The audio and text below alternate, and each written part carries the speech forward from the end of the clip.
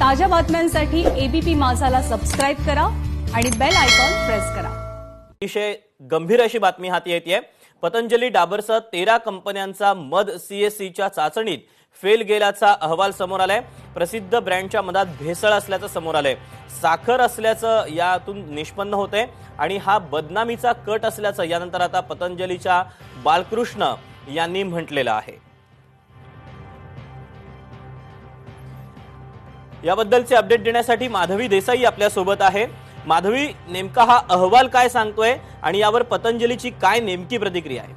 दीपक, आपल्याला माहिती आहे की गेल्या काही दिवसांपासून, विशेषतः जेव्हापासून कोरोनाचा प्रादुर्भाव वाढलेला आहे तेव्हापासून मध घेण्याचं प्रमाण वाढलेलं आहे। मधाच्या खपामध्येही मोठी वाढ झालेली आहे आणि असं असताना सीएसी म्हणजे सेंटर फॉर सायन्स अँड एन्व्हायरमेंटने एक खूप महत्त्वाचा असा अहवाल दिलेला आहे।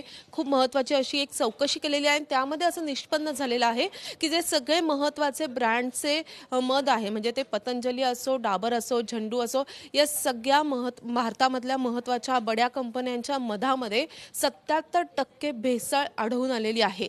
तर ही भेसळ आढळण्यामागे यामध्ये शुगर सिरप म्हणजे साखरेचा पाक असल्याचं उघड झालेलं आहे।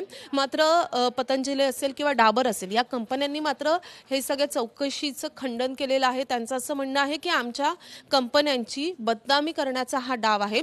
आमचं मध हे शुद्ध आहे, तसंच देशी आहे। या मधामध्ये कुठल्याही प्रकारचं शुगर सिरप मिळवलं जात नाही, असं या कंपन्यांचं म्हणणं आहे।